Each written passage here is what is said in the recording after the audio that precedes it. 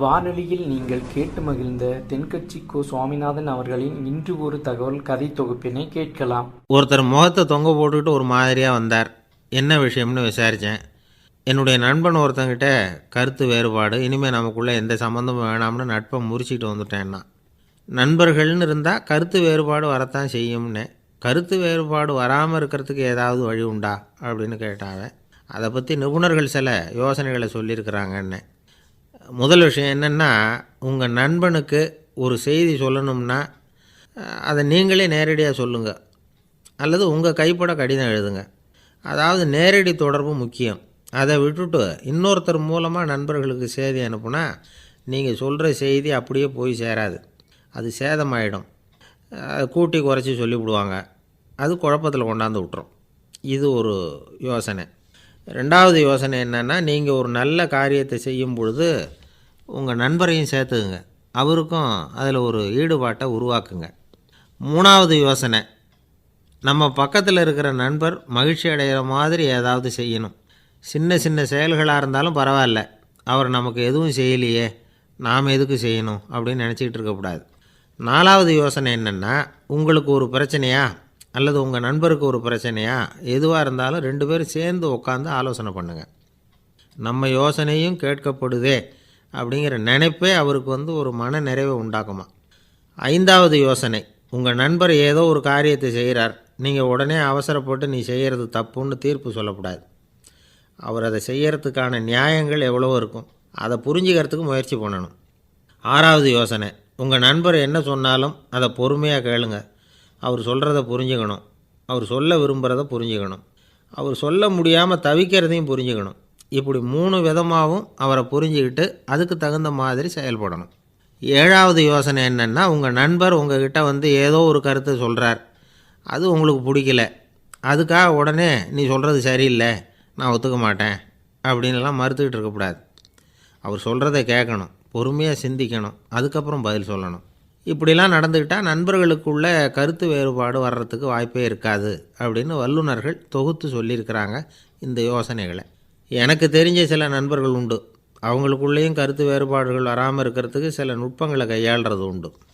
ஒருத்தர் சொன்னார், அந்த டாக்டர் சின்ன வயசுலேருந்து என் கூட பழகினவர், நாங்கள் 2 பேரும் இணை பிரியாத நண்பர்கள். இருந்தாலும் எனக்கு உடம்பு சரியில்லைன்னா நான் அவர்கிட்ட வைத்தியம் பார்த்துக்க மாட்டேன் அப்படின்னார் ஒருத்தர். ஏன் அப்படின்னு கேட்டேன். எங்கள் நட்பு கெட்டுப்படக்கூடாது இல்லையா, அதனால தான் அப்படின்னார் இவர். ஒருத்தன் எப்படி நடந்துக்கிறாங்கிறத வச்சு தான் அந்த ஆள் எப்படிங்கிறத நாம் முடிவு பண்ணுறோம். ஆளுமைன்னு சொல்கிறோம்ல, அதுக்கு சூழ்நிலைகளை ஆளுகின்ற தன்மை அப்படின்னு விளக்கம் கொடுக்குறார் ஒரு உளவியல் நிபுணர். சரி, ஒரு மனிதனுடைய ஆளுமையை உருவாக்குகிற விஷயங்கள் என்னென்ன?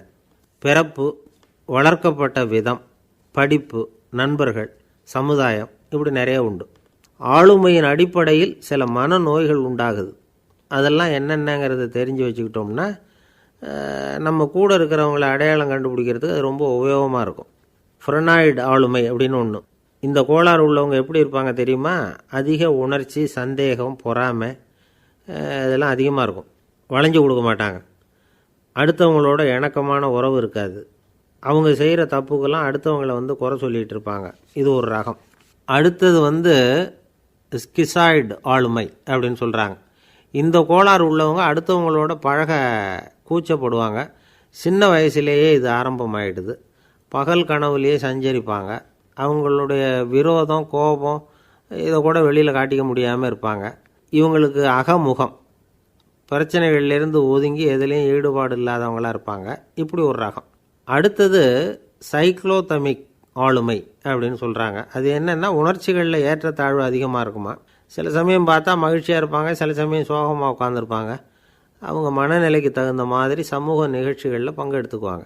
இன்னொரு வகை என்னென்னா, எண்ணப்பீடிகை ஆளுமை அப்படின்னு பேர் வச்சுருக்கிறாங்க. அதுக்கு இவங்களுக்கெல்லாம் கரெக்டாக இருக்கணும், எல்லாம் சட்டத்திட்டம், எதுலேயும் ஒரு ஒழுங்குமுறை, இப்படி எதிர்பார்க்குற மனோபாவம். இவங்க எதிர்பார்ப்புக்கும் வரன்முறைக்கும் மற்றவங்க கட்டுப்படணும்னு நினைப்பாங்க. இந்த நிலைமை நீடித்தா என்ன ஆகும் தெரியுமா? அலைக்கழிக்கிற எண்ணங்கள் திரும்ப திரும்ப ஒரே செயலை செய்ய தூண்டுற மன தளர்ச்சிக்கு ஆளாயிடுறாங்க. அடுத்தது ஹிஸ்டீரியா ஆளுமை. சின்ன விஷயத்தையெல்லாம் பெருசுப்படுத்தி நாடகமாக்குற நடிகர்கள் இவங்க. உணர்ச்சி அதிகம் உள்ளவங்க. இவங்க மன எழுச்சியில் பக்குவமின்மை, குழந்தைத்தனம், முதிர்ச்சியின்மை எல்லாம் இருக்கும். தன்னலம் மிக்க குணம், பிறர் தன்னை மட்டுமே கவனிக்கணும்னு நினச்சி செயல்படுறது, இதெல்லாம் இவங்க அடையாளம். அடுத்த ரகம் எப்படின்னா வளர்ச்சியற்ற ஆளுமைன்னு சொல்கிறாங்க. அடுத்தவங்களோட இணங்கி போக முடியாதவங்க, அறிவு, மன எழுச்சி, சமூக உறவு இதில் எல்லாம் போதுமான வளர்ச்சியையும் நிறைவையும் பெற முடியாதவங்க, இவங்களால் வாழ்க்கையில் முன்னேற முடியாது. பிச்சைக்காரங்க, குற்றவாளிகள், இவங்ககிட்டெல்லாம் இது மாதிரியான ஆளுமை அதிகமாக இருக்குமா. அடுத்தது என்னென்னா சோர்வுடைய ஆளுமை. எதுலேயும் உற்சாகம் இல்லாமல் சோர்ந்து போயிருப்பாங்க. அதுக்கெல்லாம் நமக்கு வலிமை இல்லைப்பா அப்படின்னு சொல்லிகிட்டு இருப்பாங்க. சின்ன விஷயங்களுக்கெல்லாம் அதிர்ச்சி அடையிறது, வாழ்வின் சுவையை அனுபவிக்க முடியாதவங்க. இன்னொரு ரகம் இது கொதித்தெழும் ஆளுமைங்கிறாங்க. எதுக்கு எடுத்தாலும் ஆத்திரம், குரோதம், வன் செயல் இதிலெல்லாம் ஈடுபாடு, இப்படி உள்ளவங்க. நத்தை வகை ஆளுமை அப்படின்னு ஒன்று. அடுத்தவங்க மேலே விரோதம் இருக்கும், அடிக்கணுங்கிற எண்ணம் இருக்கும். ஆனால் அதை அப்படியே வெளியில் காட்டாமல் அதே சமயம் அமைதியான முறையில் வெறுப்பை வெளிக்காட்டுற ரகம். இவங்கெல்லாம் பேசாமல் கம்முன்னு இருந்துக்கிட்டே நினச்சதை நிறைவேற்றிக்கிடுவாங்க. முன்ஜாக்கிரதை ஆளுமை அப்படின்னு ஒரு ரகமாக. பாதுகாப்பின்மை, சந்தேகம், முழுமையின்மை, அறவேக்காட்டுத்தனம் இந்த மனப்போக்கு அதிகமாக இருக்கிறதுனால அகம்பாவம், புடிவாதம், எச்சரிக்கை எல்லாம் அளவுக்கு மீறி இருக்கும். இதுவரைக்கும் நாம் பேசிக்கிட்டு இருந்த ஆளுமை பண்புகள் அளவுக்கு அதிகமாக போயிட்டுதுன்னா ஆளுமை கோளாறுகள் ஏற்படும். அதன் அடிப்படையில் மனவியாதிகள் வருமா. அதனால் இணக்கமான, எல்லாரும் விரும்புகிற இயல்பான ஆளுமையை பெறுவதற்கு நாம் முயற்சி செய்யணும் அப்படிங்கிறது மனோதத்துவ நிபுணர்களுடைய ஆலோசனை. ஒருத்தர் ஒரு மனோதத்துவ டாக்டரை தேடிட்டு வந்தாராம். டாக்டர், எனக்கு மனசில் ஏதோ வியாதி, ஆளுமை கோளாறு, அதாவது எனக்கு சீக்கிரமாக செத்து போனால் தேவையில்லைன்னு தோணுது அப்படின்னாராம். உடனே அந்த டாக்டர், சரி அப்படின்னா இங்கே இருங்க, நான் வைத்தியம் பார்க்குறேன் அப்படின்னாராம். ஒரு மனுஷனுக்கு 3 விதத்தில் கர்வம் உண்டாகிறதுக்கு வாய்ப்பு உண்டு. பணம், பதவி, புகழ். பணம் அதிகமாக வந்தால் கர்வம் வரலாம், பதவி பெருசாக வந்துட்டுதுன்னா கர்வம் வரலாம், புகழ் அதிகமாக போனாலும் கர்வம் வரலாம். இந்த 3 வகையான கர்வத்துக்கும் இடம் கொடுக்காமல் இருக்கிறாங்க பாருங்கள், அவங்க தான் சிறந்த மனிதர்கள். ஒரு பெரிய பொறுப்பில் இருக்கிறவங்களுக்கு கர்வம் வந்துடக்கூடாது. அப்படி வந்துட்டுதுன்னா அது எல்லாருக்கும் இடைஞ்சல். ஒரு ராஜா இருந்தார். அவர் ஒரு நாள் தன்னுடைய தலைநகரத்தை சுற்றி வந்துக்கிட்டு இருந்தார். ஒரு இடத்துல ஒரு அழகான நிலத்தை பார்த்தார். ஆஹா, இந்த இடத்துல நமக்குன்னு ஒரு மாளிகையை கட்டினா எவ்வளோ நல்லாயிருக்கும் அப்படின்னு நினச்சார். ராஜா நினச்சா அது முடியாத காரியமா? சரி, இந்த நிலம் யாருக்கு சொந்தம்னு விசாரிங்க அப்படின்னார் பக்கத்தில் இருந்தவங்கக்கிட்ட. அவங்கெல்லாம் ஓடி போய் விசாரித்தாங்க.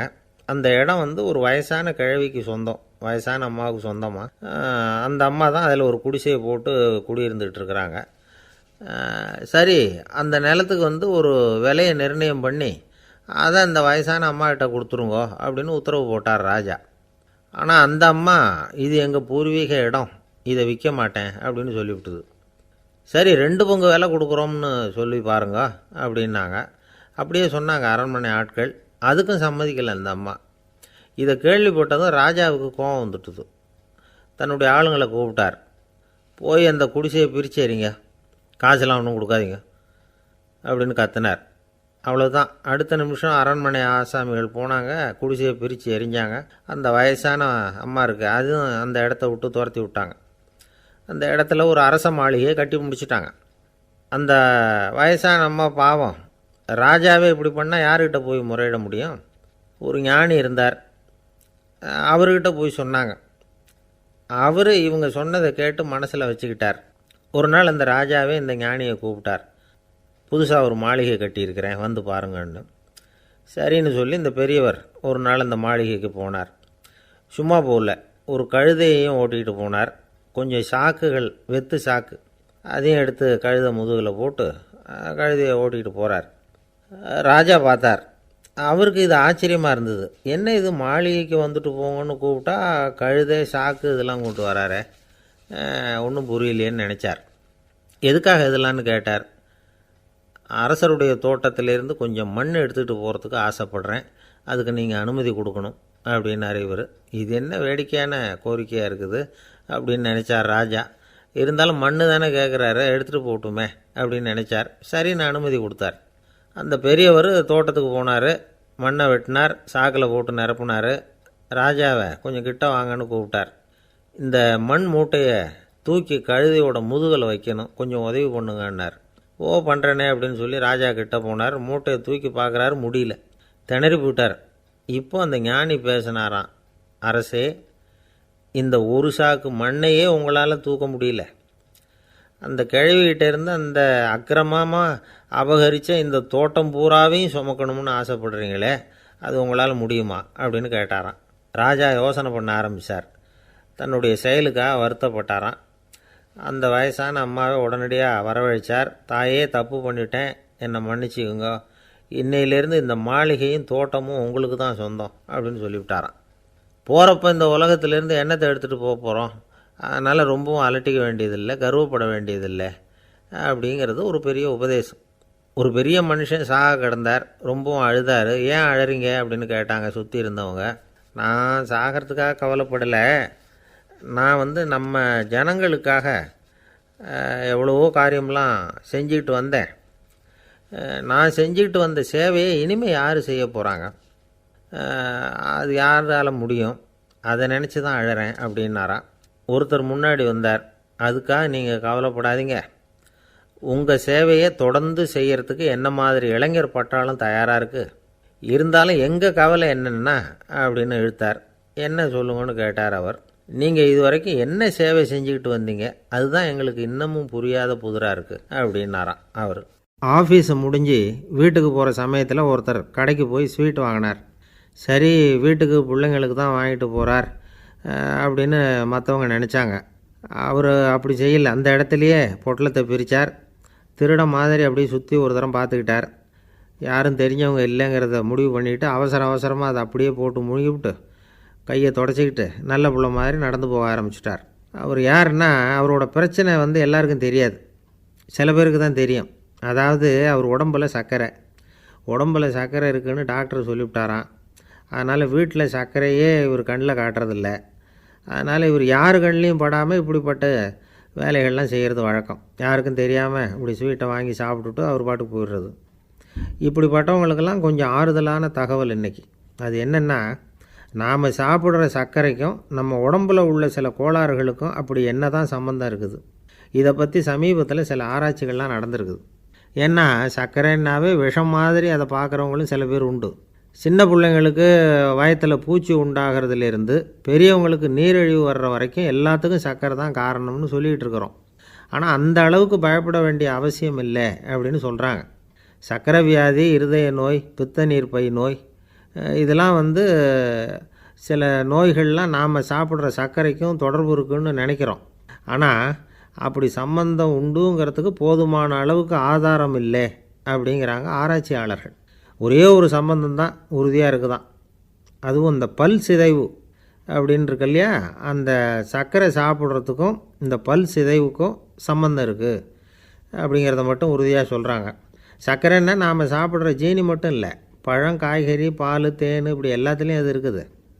கேரட்டு கொடுக்குற சத்தில் 88% சர்க்கரை, ஆப்பிள் கொடுக்குற சக்தியில் 95% சர்க்கரை. இது ஜீனி சர்க்கரை, இது ஆப்பிள் சர்க்கரை அப்படிங்கிற வித்தியாசம்லாம் உடம்புக்கு கிடையாது. ரெண்டுமே உடனடியாக சக்தி கொடுக்குது. ஒரு ஸ்பூன் சர்க்கரையில் 16 கலோரி தான் சத்து இருக்குது.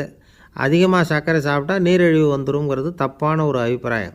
டயபெட்டிஸுங்கிறது ஒரு மெட்டபாலிக் டிஸார்டர், அவ்வளவுதான். அதாவது நாம் சாப்பிட்ற சர்க்கரையை நம்ம உடம்பு திறமையாக உபயோகப்படுத்திக்க முடியல அப்படின்னு அர்த்தம். அதனால தான் அதிகமாக இனிப்பு வேணாம்னு சொல்கிறோம். ஏற்கனவே உடம்பால் முடியாத ஒன்றை மறுபடியும் அது தலையில் சுமத்தி அதிகமாக வேலை வாங்க வேணாமே அப்படிங்கிறதுக்காக தான். ஆகாரத்தில் அதிகமாக சர்க்கரை இருந்தால் அதனால் உடனே சர்க்கரை வியாதி வந்துடும்ங்கிறதுக்கு விஞ்ஞான ரீதியாக போதுமான ஆதாரம் இல்லை. அதனால் எப்போவாவது அதிகமாக ஸ்வீட்டு சாப்பிட்டுட்டா, ஐயோ அதிகமாக சாப்பிட்டோமோ, என்ன பண்ண போகுது தெரியலையே அப்படின்னு நினச்சி மனசை போட்டு குழப்பிக்க வேண்டியதில்லை. பொதுவாக எதுவுமே அதிகமாக வேண்டாம், எல்லாம் சீராக இருந்தால் போதும். நீரிழிவுங்கிறது புதுசாக வந்துட்ட ஒரு நோய் இல்லை, ரொம்ப காலமாகவே இருக்கிற ஒன்று தான். நம்ம முன்னோர்கள் இதை மதுமேகம் அப்படின்னு சொல்லுவாங்க. அதை கட்டுப்படுத்துறதுக்கு அவங்களே சில வழிமுறையை சொல்லி வச்சுருக்கிறாங்க. அது என்னென்னா வேறு ஒன்றும் இல்லை, இந்த பாவக்காய், முள்ளங்கி, அருகம்புல், அவ்வளவுதான். வெள்ளை முள்ளங்கி இருக்குல்ல, அதை வாரத்துக்கு 3 நாள் சாப்பிட்டுக்கிட்டு வாங்க. நூலுக்கோல் ரொம்ப நல்லது. இல்லைன்னா முள்ளங்கி சாறு 1 ounce சாப்பிட்டுட்டு வரலாம். ரத்தத்தில் சேர்கிற சர்க்கரை அளவை இதெல்லாம் கட்டுப்படுத்துது. சிறுநீரில் காணப்படுகிற சர்க்கரை அளவையும் சமநிலைப்படுத்துது. தினமும் ஆகாரத்தில் கோதுமை, கேழ்வரகு, வெந்தயம், கருவேப்பிலை, சோயாபீன்ஸ் எது கிடைக்குதோ சேர்த்துக்கலாம். இப்படிலாம் செஞ்சுக்கிட்டு வந்தால் அப்புறம் வீட்டுக்கு தெரியாமல் கடையில் போய் நின்றுக்கிட்டு ஸ்வீட் வாங்கி திருட்டுத்தனமாக சாப்பிட வேண்டிய அவசியமே உங்களுக்கு வராது. 2 ஆசாமிகள் கடற்கரையில் உட்காந்து சாவகாசமாக பேசிக்கிட்டு இருந்தாங்களாம். ஒருத்தர் சொன்னார், இன்னொருத்தருக்கு தெரியாமல் ஸ்வீட்டு சாப்பிட்றதே எப்பவும் இடைஞ்சல் தான் சார். நேற்றுக்கு பாருங்கள், அப்படி தான் சாப்பிட்டுக்கிட்டு இருந்தேன், வீட்டுக்காரி கண்ணில் போட்டுவிட்டுதோ, அதுக்கப்புறம் ஒரே ரகலையாக போச்சு அப்படின்னாராம். எனக்கு கூட அப்படி தான் சார் ஆகிட்டுது, ஒரே ரகலை அப்படின்னாராம் இன்னொருத்தர். நீங்கள் சாப்பிட்டதும் உங்கள் வீட்டுக்காரங்க கண்ணில் போட்டுவிட்டுதா சார் அப்படின்னு கேட்டிருக்கார் இவர். அதுக்கு அவர் சொன்னாராம், அப்படி இல்லை சார், கடைக்காரர் கண்ணில் போட்டுவிட்டுதோ, நான் அவருக்கு தெரியாமல் அந்த ஸ்வீட்டை அவர் கடையிலேருந்து எடுத்திருந்தேன் அப்படின்னு விளக்கம் கொடுத்தாராம் இந்த ஆள். இந்த காலத்து புள்ள ஒருத்தன் தன்னோட அப்பாவை பார்த்து சொன்னான், அப்பா, நான் உனக்கு உதவி செய்யலாம்னு நினைக்கிறேன், என்ன உதவி செய்யணும்னு சொல்லு அப்படின்னா. நீ சும்மா இருந்தால் அதுவே எனக்கு செய்கிற பெரிய உதவிடா அப்படின்னார் அப்பா. சும்மா இருக்கிறதும் ஒரு உதவி தான், அது மாதிரி மௌனமும் ஒரு சமூக சேவை தான் அப்படிங்கிறார் காஞ்சி பெரியவர். நமக்கு 5 புலன்கள் இருக்குது, மெய், வாய், கண், மூக்கு, செவி. இந்த 5லேயும் அதிகப்படியான வேலை எதுக்குன்னு நினைக்கிறீங்க? வாய்க்கு தான். ஏன்னா அதுக்கு 2 வேலை. இப்போ கண்ணுக்கு பார்க்குறது மட்டும்தான் வேலை, காதுக்கு கேட்குறது மட்டும்தான் வேலை, மூக்குக்கு வாசனை அறியறது தான் வேலை, உடம்புக்கு உணர்றது மட்டும்தான் வேலை. ஆனால் வாய் அப்படி இல்லை, அதுக்கு 2 வேலை, சாப்பிட்றதும் அதுதான், பேசுகிறதும் அதுதான். அதாவது வாய் ஒன்று தான் கர்மேந்திரியமாகவும் இருக்குது, ஞானேந்திரியமாகவும் இருக்குது அப்படின்னு சொல்லுவாங்க. சாப்பாட்டில் உட்காந்தா எந்தெந்த ஆகாரம் என்னென்ன ருசின்னு அறிவிக்கிற வேலையும் செய்யுது. சபையில் உட்காந்தா பாடுறது, பேசுறது, சிரிக்கிறது, இது மாதிரியான வேலையும் செய்யுது. இன்னொரு வித்தியாசம், கண்ணு, காது, மூக்கெல்லாம் ஸ்ட்ரெயின் பண்ணிக்கிட்டு வேலை செய்கிறதில்ல. ஒரு ரோஜா பூ பார்த்தா உடனே மூக்கு அப்படியும் இப்படியும் அசைய ஆரம்பிக்கிறதில்ல. ஒரு சங்கீதத்தை கேட்ட உடனே காது ஆட ஆரம்பிக்காது. ஆனால் வாய் அப்படி இல்லை, அது பேசினாலும் சரி சாப்பிட்டாலும் சரி அசைஞ்சு தான் ஆகணும். ஆக மற்றதை விட வாய்க்கு வேலை ஜாஸ்தின்னு தெரியுது. சாப்பிட்றது, பேசுறது அப்படின்னு 2 காரியம் அதுக்கு. இப்படி 2 காரியம் இருக்கிறதுனால அது 2ஐயும் பாதியாக குறைச்சிக்கணுங்கிறது கடவுள் அபிப்பிராயமாக இருக்கணும் அப்படிங்கிறார் காஞ்சி பெரியவர். ஆனால் இப்போ நாம் அப்படியே நடந்துக்கிறோம், அதுக்கு நேர்மாறாக நடந்துக்கிறோம். நாம் சாப்பிட்றதும் அதிகம், பேசுகிறதும் அதிகம், 2 வேலையையும் தேவைக்கு அதிகமாகவே செய்கிறோம். வாய் தான் ரொம்ப ஓவர் ஒர்க்குடு. அதுக்கு ஓய்வு கொடுத்தா உடம்பும் நல்லாயிருக்கும், உலகமும் நல்லாயிருக்கும். மௌன விரதம் இருக்கிறதெல்லாம் எதுக்காக நினைக்கிறீங்க? இதுக்காக தான். இந்த காலத்தில் மௌனமாக இருக்கிறவங்கெல்லாம் மகத்தான தொண்டு செய்கிறாங்க அப்படின்னு தான் சொல்லணும். சத்தம் அதிகமாக போய் தான் சவுண்டு பொல்யூஷன் வருது. அது மட்டும் இல்லை, மௌனமாக இருந்தால் சண்டை சச்சரவே வராது. மௌனம் கலக நாஸ்தி. ஆக இதுவும் ஒரு சமூக சேவை தான். நமக்கு தான் வாய் இருக்குதேங்கிறதுக்காக வசமாக சாப்பிட்றதும் தப்பு, வளவளன்னு பேசுகிறதும் தப்பு. ஒரு கருத்தை சொல்கிறதுக்கு ஒரே ஒரு சொல்லு போதும் அப்படின்னு இருக்கும்பொழுது 2 சொற்களை செலவு பண்ணாதே. எவ்வளவு சொன்னாலும் அதனால் ஒரு பயனும் விளையாது அப்படின்னு தெரிய வருமேயானால் அந்த ஒரு சொல்லையும் விரயம் பண்ணாதே அப்படிங்கிறார் ஒரு அறிஞர். எல்லா குணங்கள்லேயும் மௌனம்தான் சிறந்தது அப்படிங்கிறார் ஒருத்தர். மௌனமாக இருக்கிறது மூலமாக மற்றவர்கள் குறைகளை நம்மளால் தெரிஞ்சிக்க முடியும். அதே சமயத்தில் நம்மக்கிட்ட இருக்கிற குறைகளை மற்றவங்களுக்கு தெரியாமல் மறைச்சிக்கவும் முடியுங்கிறார் அவர். உண்மைதானே? ஒரு பெரிய மேடை பேச்சாளர், பொது வாழ்க்கையில் 25 வருஷ காலமாக ஈடுபட்டிருக்கிறவர். அவர் மனைவி ஒரு நாள் சொன்னாங்க, எங்கள் வீட்டுக்காரர் 25 வருஷ காலமாக பொது வாழ்வில் ஈடுபட்டிருந்தா கூட இந்த மாதம் 10ஆம் தேதியிலேருந்து தான் மக்களுக்கு சேவை செய்ய ஆரம்பிச்சிருக்கார் அப்படின்னாங்க ரொம்ப பெருமையாக. 10ஆம் தேதிக்கு அப்படி என்ன விசேஷம் அப்படின்னு கேட்டோம். அன்னையிலேருந்து தான் அவர் மேடையில் பேசுகிறத நிறுத்தினார் அப்படின்னாங்க அந்த அம்மா. ஒரு அம்மா தெருவில் உட்காந்து என்னத்தையோ தேடிட்டு இருக்கிறாங்க. அந்த அம்மா ஒரு சூஃபி ஞானி. அவங்க பேர் என்னென்னா ரபியா அல் அடாவியா. அந்த அம்மாவுக்கு கண் கூட தெளிவாக தெரியாது. அந்த பக்கமாக வந்த சில பேர் இவங்களுக்கு உதவி செய்கிறதுக்காக வந்தாங்க. என்ன தேடிட்டு இருக்கிறீங்க அப்படின்னு கேட்டாங்க. இதுக்கு அந்த அம்மா, அந்த கேள்வி அவ்வளோ முக்கியத்துவம் இல்லை, நான் தேடிட்டு இருக்கிறேன், உங்களால் முடிஞ்சால் எனக்கு உதவி பண்ணலாம் அப்படின்னாங்களாம். உதவி செய்ய வந்தவங்களுக்கு ஆச்சரியம். எதை தேடுறோங்கிறது தெரியாமல் இப்படி ஏன் நேரத்தை செலவழிக்கிறீங்க, நாங்கள் எப்படி உங்களுக்கு உதவ முடியும், எங்களுக்கு ஒன்றும் புரியலையே அப்படின்ட்டுருக்காங்க. சரி, உங்களை திருப்தி பண்ணுறதுக்காக சொல்கிறேன், ஒரு குண்டூசி தொலைஞ்சி போச்சு, அதை தேடுறேன் அப்படின்னாங்களாம் அந்த அம்மா. அதுக்கப்புறம் இவங்களும் சேர்ந்து தேட ஆரம்பிச்சிட்டாங்க. கொஞ்ச நேரம் ஆச்சு, ஒன்றும் கிடைக்கல. உதவி செய்ய வந்தவங்களும் அழுத்து போட்டாங்க. அப்புறம் கேட்டாங்க, இதை பாருங்கம்மா, இது ரொம்பவும் பெரிய தெரு, அகலமான தெரு. அதனால் குறிப்பாக நீங்கள் எந்த இடத்துல அந்த குண்டூசியை தொலைச்சிங்க அதை சொல்ல முடியுமான்னாங்களாம். இதுக்கு அந்த அம்மா, நீங்கள் மறுபடியும் அர்த்தமில்லாத கேள்வியை கேட்குறீங்க, உங்கள் கேள்விக்கும் நான் தேடுறதுக்கும் என்ன சம்மந்தம்னாங்களாம். இதை கேட்டதும் அவங்க ஒரு மாதிரி ஆயிட்டாங்க. என்னம்மா நீங்கள் பைத்தியம் மாதிரி பேசுகிறீங்க அப்படின்னாங்களாம். சரி, உங்களை மறுபடியும் திருப்திப்படுத்துறதுக்காக சொல்கிறேன், அதை நான் எங்கள் வீட்டில் தொலைச்சுட்டேன் அப்படின்னாங்களாம். அப்புறம் எதுக்காக இங்கே வந்து தேடிட்டு இருக்கிறீங்க அப்படின்னு கேட்டிருக்காங்க. ஏன்னா இங்கே தான் வெளிச்சம் அதிகமாக இருக்குது, அங்கே வீட்டுக்குள்ளே இருட்டாக இருக்குது, அதனால் இங்கே வந்து தேடுறேன், வெளிச்சம் உள்ள இடத்துல தானே தேட முடியும் அப்படின்னாங்களாம் அந்த ஞானி. இந்த கதைக்கு என்ன அர்த்தங்கிறத பெரியவங்க சொல்கிறாங்க. அதாவது இந்த தேடுதல்ங்கிறது ஒரு வியாதி. அது நம்ம சதா அலைய வைக்கும், பைத்தியமாக மாற்றுறதுக்கு முயற்சி பண்ணோம். ஒரு காலம் அது நிறைவு அடையவே அடையாது. வாழ்வுங்கிறது ஒரு புரிந்து கொள்ள முடியாத, சதா இயங்கி கொண்டிருக்கிற ஒரு செயல். அதுக்கு ஆரம்பமும் இல்லை, முடிவும் கிடையாது. எதையோ தேடணும் அப்படிங்கிற உந்துதல் நமக்குள்ளே இருக்கும், ஆனால் குறிப்பாக எதை தேடிட்டு இருக்கிறோம் அப்படிங்கிறது புரியாது. அப்படி ஏதாவது ஒன்றை தேடி அடைஞ்சிட்றோம்னு வச்சுக்கோங்க, உடனே ஒரு அதிருப்தி வந்துடும். அதனால் வாழ்க்கைங்கிறது சலிப்பு நிறைந்தது அப்படிங்கிற எண்ணத்தை உண்டாக்கிக்கிறோம். ஒன்று அடைஞ்சதுக்கு அப்புறம் இன்னொன்று தேட ஆரம்பிச்சிருவோம். ஆக இந்த தேடல்ங்கிறது நாம் ஒன்று அடைஞ்சாலும் அடையாவிட்டாலும் தொடர்ந்து நடந்துக்கிட்டு தான் இருக்கும். இதுக்கு முடிவே கிடையாது.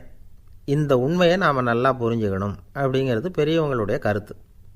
ஏழையும் தேடுறான், பணக்காரனும் தேடுறான், நோயாளியும் தேடுறான், நோய் இல்லாதவனும் தேடுறான், அதிகாரம் உள்ளவனும் தேடுறான், அதிகாரம் இல்லாதவனும் தேடுறான், முட்டாளும் தேடுறான், அறிவாளியும் தேடுறான். ஆனால் யாரும் இதை தான் தேடி சாதிக்க போகிறோம், இதுதான் முடிவு அப்படின்னு திட்டவட்டமாக சொன்னதில்லை. ஒன்று அடைஞ்சதும் இன்னொன்று தேட ஆரம்பிச்சிடுறாங்க, அவ்வளோதான். அதாவது உங்களின் தேடுபவர் உங்கள் உள்ளே தான் இருக்கிறார், அவரை தேடி கண்டுபிடியுங்கள். இதுதான் ஞானிகள் நமக்கு சொல்லுகிற ஒரு ஆலோசனை. நம்மால் ஒருத்தன் ஜெயிலில் இருந்தான்.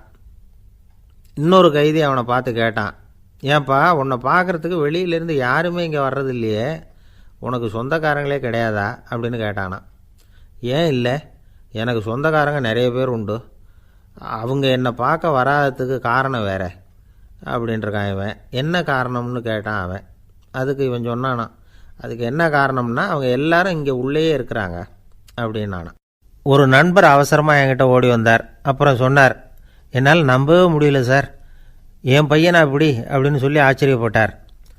உங்கள் பையன் அப்படி என்ன தான் செஞ்சுட்டான் அப்படின்னு கேட்டேன். என்னால் முடியாத ஒரு காரியத்தை அவன் செஞ்சுட்டான் சார் அப்படின்னார். அது என்னன்னு தான் சொல்லுங்களேன். என்ன, 5வது வகுப்பில் அவன் ஒரே தடவையில் தேறிட்டான் சார், அதாவது ஒரே அட்டம்ப்டில் பாஸ் ஆகிருக்கான் அப்படின்னார் மூச்சு வாங்க.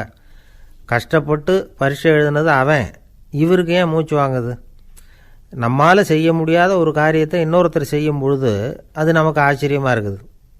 சர்க்கஸ் பார்க்குறோம், ஒருத்தர் அந்த இடத்துல தொங்குறார், அது நமக்கு ஆச்சரியம். ஏன்னா அது நம்மால் முடியாத காரியம். நம்மால் முடியாத ஒன்றை அடுத்தவர் எளிதாக செய்யும் பொழுது நாம் மருள்வது இயற்கை. இதை தான் தொல்காப்பியம் மருட்கை அப்படின்னு சொல்லுது. இந்த வியப்பு இருக்குதே, இது 4 வகையில் ஏற்படுறதாக தொல்காப்பியம் சொல்லுது. அது என்ன 4 வகை? முதல் வகை எப்படின்னா, புதுமையான அரிய செயல்களை செய்கிறது. 2வது வகை என்னென்னா பெரும் செயல்களை செய்கிறது. 3வது வகை என்னென்னா மிக நுட்பமான செயல்களை செய்கிறது. 4வது வகை என்னென்னா ஆக்கம் தரும் செயல்களை செய்கிறது. புதுமை, பெருமை, சிறுமை, ஆக்கமோடு மதினம் சாலா மருட்கை 4 அப்படிங்கிறது தொல்காப்பியம். இன்றைக்கி விஞ்ஞானம் புதுசு புதுசாக எதையோ கண்டுபிடிக்குது.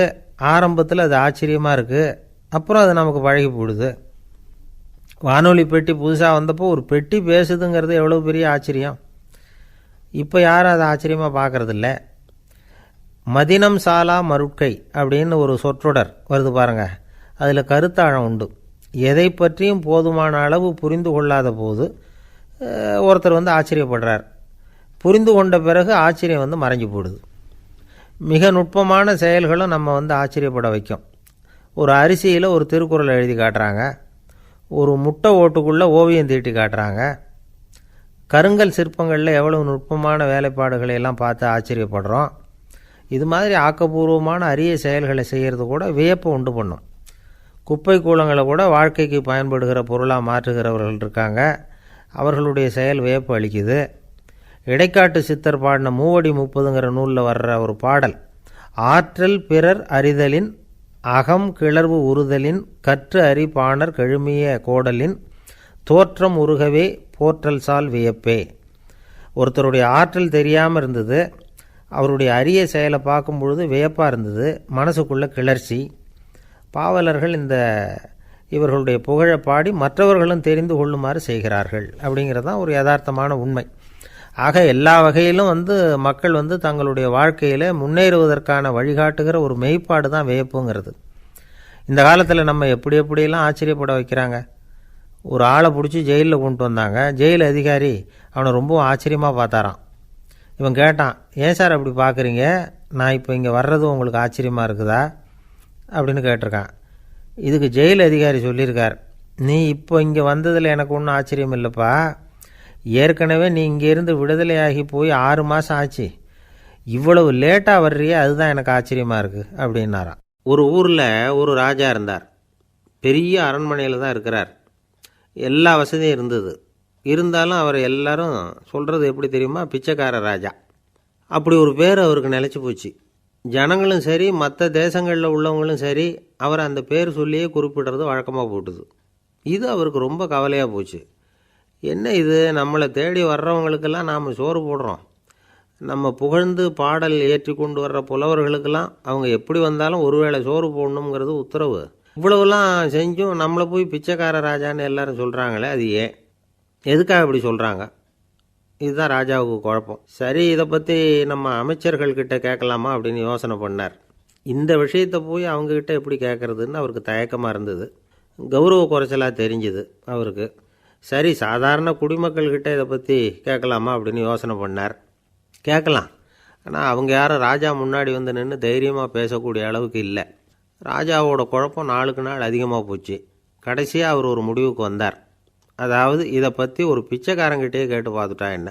இதுதான் அவர் பண்ண முடிவு. உடனே மாறு வேஷம் போட்டுக்கிட்டு நகர்வலம் போனார். ஒரு பிச்சைக்காரனை கண்டுபிடிச்சார். இதை பாருப்பா, நம்ம ராஜாவை எல்லாரும் பிச்சைக்கார ராஜான்னே சொல்கிறாங்களே, அதுக்கு என்ன காரணமாக இருக்கும் அப்படின்னு கேட்டார். அதுக்கு அவன் சொல்கிறான், இதுக்கான பதிலை இன்னும் ஒரு 30 நாளில் சொல்கிறேன் அப்படின்னா. உடனே இவருக்கு சந்தோஷம். உண்மையை அவங்ககிட்ட சொன்னார். நான் வேறு யாரும் இல்லை, நான் தான் இந்த நாட்டு ராஜா. இப்போ நீ என் கூடவே வந்துடு, அரண்மனையிலேயே தங்கிக்கோ, 30 நாள் கழித்து எனக்கு பதில் சொல்லிவிட்டு அதுக்கப்புறமா நீ போகலாம் அப்படின்னு சொல்லி அழைச்சிட்டு வந்துட்டார். அரண்மனையில் ஒரு மூலையில் அவன் தங்கறதுக்கு இடம் கொடுத்தார். தினம் 2 வேளையும் இவனுக்கு சோறு போடுங்க அப்படின்னு உத்தரவு போட்டார். ராஜா கொடுத்த இடத்துல போய் உக்காந்துக்கிட்டான் அந்த பிச்சைக்காரன். தினமும் அந்த அரண்மனையில் நடக்கிறதையெல்லாம் கவனிச்சிக்கிட்டு வந்தான். வேளைக்கு சாப்பாடு வரும், சாப்பிட்டுக்கிட்டு இருக்கான். இப்படி 30 நாள் முடிஞ்சுது. ராஜா வந்தார். என்ன, என்னோட கேள்விக்கு பதில் என்னன்னு கண்டுபிடிச்சிட்டியான்னார். கண்டுபிடிச்சிட்டேன்னா. என்ன எல்லாரும் பிச்சைக்கார ராஜான்னு சொல்கிறாங்களே, அது நியாயமாக படுதா உனக்குன்னு கேட்டார். நியாயமாக தான் படுது, சந்தேகம் இல்லாமல் நீங்கள் பிச்சைக்கார ராஜா தான். என்ன தான் நீங்கள் வசதியோடவும் படைபலத்தோடவும் இருந்தால் கூட நீங்கள் எங்கள் வர்க்கத்தை சேர்ந்த ஆசாமி தான் அப்படின்னு அடித்து சொல்லிவிட்டான் அந்த ஆள். ஏனால் அப்படி சொல்கிறேன்னு கேட்டார் இவர். அரசே, ஒரு உண்மையை கண்டுபிடிச்சி சொல்கிறதா நான் உங்ககிட்ட சொன்னேன். நீங்கள் ராஜ பரம்பரைன்னா உடனே உங்கள் கழுத்தில் கிடக்கிற முத்து மாலையை கழட்டி பரிசாக கொடுத்துருப்பீங்க, பொன்னையும் மணியையும் கொடுத்துருப்பீங்க. ஆனால் நீங்கள் அப்படி செய்யலை. என்னை ஒரு மூலையில் உட்கார வச்சு 2 வேளை சோறு போட சொன்னீங்க. உங்களை தேடி யார் வந்தாலும், யார் பாராட்டி பேசினாலும் அல்லது பிரச்சனைகளை சொன்னாலும் நீங்கள் செய்கிற ஒரே காரியம் சோறு போடுறது தான். பிச்சைக்காரனுக்கு சோறு மட்டும்தான் உலகம். உங்கள் விஷயத்திலையும் நீங்கள் அப்படி தான் நினைக்கிறதாக தெரியுது. நல்லா கவனிங்க. எந்த ஒரு பிரச்சனைக்கும் சோறு தான் முடிவுன்னு நினைக்கிறீங்க பாருங்கள். நீங்கள் சந்தேகமில்லாத எங்களை சேர்ந்த ஆள் தான் அப்படின்னு விட்டான் அந்த பிச்சைக்காரன். அதுக்கப்புறம் தான் அந்த ராஜா தன்னுடைய தவறுகளையெல்லாம் திருத்திக்கிட்டாராம். பசின்னு வர்றவங்களுக்கு சோறு தான் போடணும், அது தப்பு இல்லை.